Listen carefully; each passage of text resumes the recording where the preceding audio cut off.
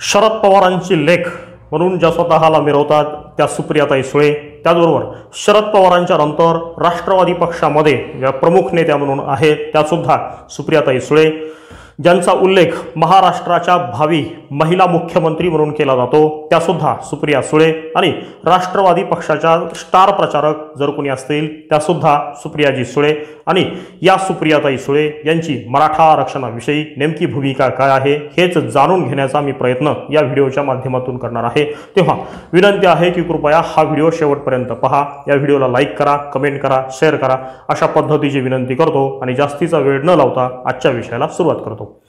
नमस्कार, मी एस.आर. पवार आणि माझ्या यूट्यूब चॅनलचं नावसुद्धा एस.आर. पवार हेच आहे. आपण अजूनही माझ्या यूट्यूब चॅनलला सबस्क्राईब केलेलं नसेल तर विनंती आहे की कृपया या चॅनलला सबस्क्राईब करा, हा व्हिडिओ जास्तीत जास्त लाईक करा, कमेंट करा, शेअर करा, अशा पद्धतीची एक विनंती करतो आणि आजच्या विषयाला थेट सुरुवात करतो. विषय तेव्हाचा आहे 1999ला खऱ्या अर्थाने काँग्रेस पक्ष फुटला आणि शरद पवार यांनी दुसरा पक्ष स्थापन केला. त्या पक्षाचं नाव होतं राष्ट्रवादी काँग्रेस पक्ष. अर्थात सुप्रिया सुळे यांच्या वडिलांनी हा पक्ष स्थापन केलेला होता. 1999 नंतर या पक्षाला खऱ्या अर्थाने जर कोणी साथ दिलेली असेल तर ती मराठा समाजाने दिलेली आहे. आणि राज ठाकरे एक आरोप म्हणून का होईना परंतु या पद्धतीचं विश्लेषण कायम करताना दिसत आहेत. 1999 नंतर खऱ्या अर्थाने राष्ट्रवादी पक्ष जन्मला आणि राष्ट्रवादी पक्षाला जनाधार जर कुठून जर मिळाला असेल तर तो मराठा समाजाकडून मिळाला. हे कदाचित सुप्रिया सुळे आणि त्यांच्या पक्षातील लोक विसरलेले असतील, मात्र महाराष्ट्रातील जनता विसरलेली नाही, त्याचबरोबर मराठा समाज सुद्धा विसरलेला नाही. 1999 पासून ते आत्तापर्यंत म्हणजे 2024 पर्यंत जवळपास 25 वर्ष या समाजाने तुम्हाला भरघोस प्रतिसाद दिलेला आहे. तुमचे शेकडो आमदार, अनेक खासदार निवडून दिलेले आहेत. तुम्ही अनेक मंत्रिपदं भोगलेली आहेत, तुम्ही वेगळे पदं भोगलेली आहेत. कोट्यावधींची माया तुमच्या लोकांनी, तुमच्या आमदारांनी, तुमच्या मंत्र्यांनी जमवलेली आहे. मात्र ज्यांच्या जीवावरती तुम्ही हे सगळं मिळवलं तो मराठा समाज सध्या अडचणीत आहे, अनेक समस्यांना, प्रॉब्लेम्सना तोंड देत आहे आणि गेल्या 1 वर्षापासून आंदोलन सुरू आहे. जे आंदोलन आहे मराठा आरक्षणाचं आंदोलन. माननीय मनोज जरांगे पाटील यांची जी मागणी आहे त्या मला ओबीसी मधून आरक्षण द्या. मराठा आंदोलकांची फक्त एवढीच मागणी आहे की सुप्रियाताई सुळे तुमची भूमिका फक्त जाहीर करा. भले तुमची भूमिका ही मराठ्यांना ओबीसीतून आरक्षण देण्याची असो किंवा त्यातल्या विरोधात असो किंवा मराठ्यांना ओबीसीतून आरक्षण न देता हे वेगळं आरक्षण द्यावं अशा पद्धतीची असो, पण तुमची जी काही भूमिका आहे ती फक्त जाहीर करा, एवढंच या आंदोलकांचं म्हणणं आहे. आणि तुम्ही सुद्धा इतर नेत्यांप्रमाणे मूग गिळून गप्प बसलेले आहात.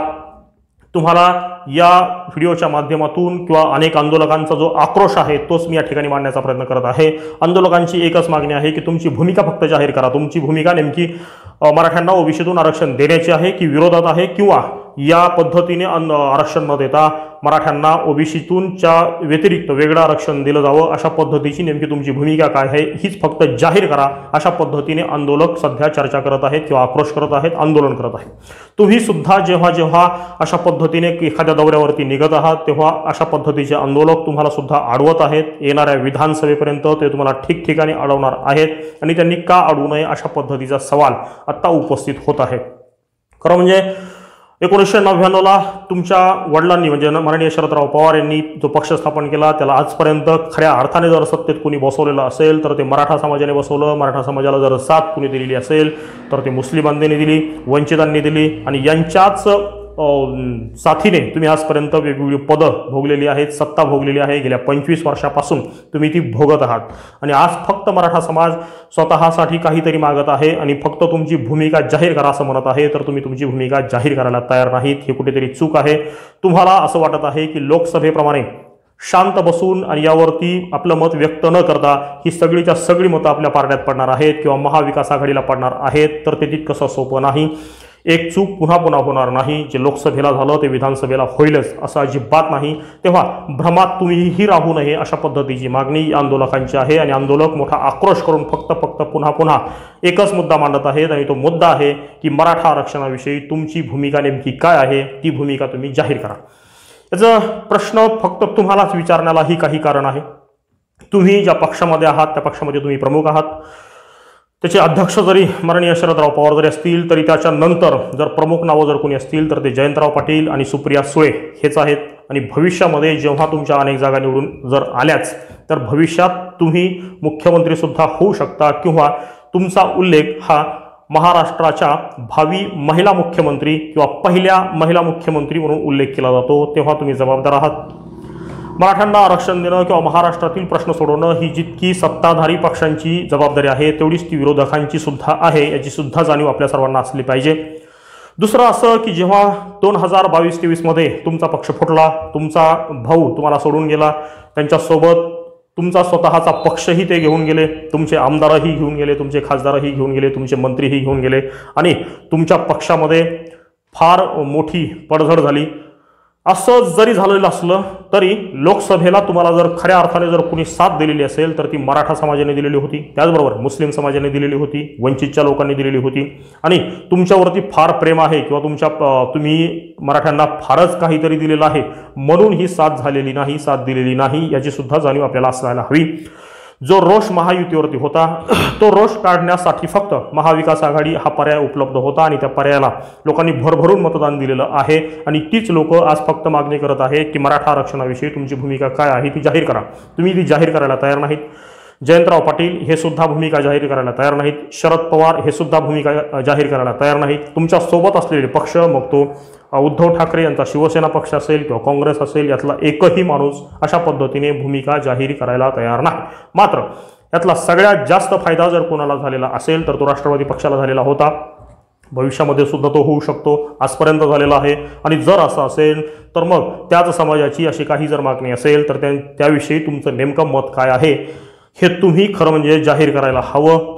लोकसभा 2024 मध्ये तुमचे जे अनेक खासदार भरघोस मतांनी निवडून आलेले होते त्यातील अशा काही जागा होत्या की त्या कधीही निवडून येऊ शकत नव्हत्या, अशा सुद्धा जागा तुमच्या निवडून आल्या। त्या ठिकाणी भरघोस मतदान तुम्हाला झालेलं आहे आणि तुम्ही स्वतः ज्या मतदारसंघामध्ये होता बारामती, ज्यामध्ये तुमचा भाऊ तुमच्या विरोधात होता, तुमचा भाऊ विरोधात होता, त्यानंतर महायुती पूर्णपणे विरोधात होती, अशा पद्धतीचं वातावरण सहसा पाहायला मिळत नाही। जेव्हा एखादा पक्षाचा कुठला तरी प्रमुख नेता एखाद्या ठिकाणी उभा जर राहतो तर त्याचा सन्मान करण्याची संस्कृती महाराष्ट्रामध्ये आहे। मात्र अशा पद्धतीच्या संस्कृतीला पायदळी तुडवण्याचा प्रकार महायुतीने केला। ती लोक तुमच्या संपूर्णपणे विरोधात गेली, तुमचा भाऊ तुमचा विरोधात गेला, अजितदादा तुमच्या विरोधात गेले।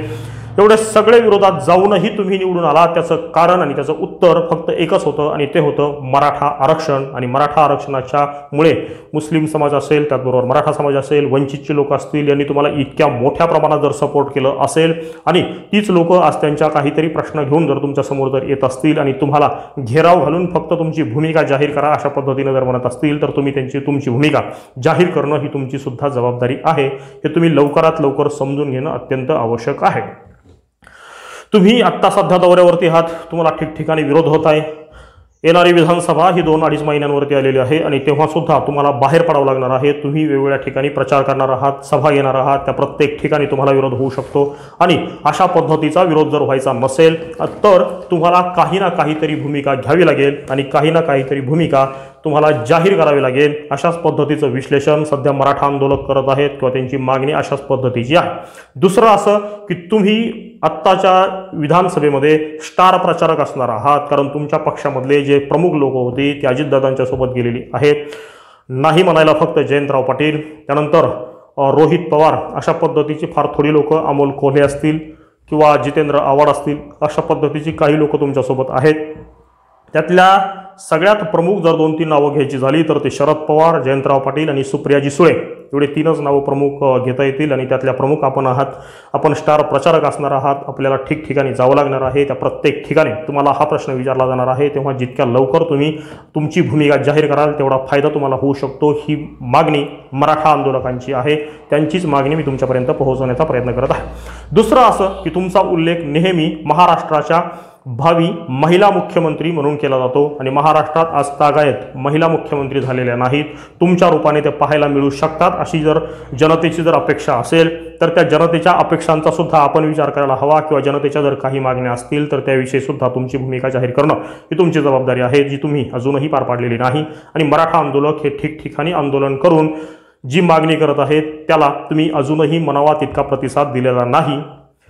खरं म्हणजे लोकसभेत ज्याप्रमाणे गप्प बसून तुम्ही मतदान मिळवण्याचा प्रयत्न केला तसाच प्रयत्न तुमचा अजूनही दिसत आहे, मात्र तो प्रयत्न सफल होईल असं अजिबात वाटत नाही. तशा पद्धतीचं वातावरण आत्ता आहे असं अजिबात वाटत नाही.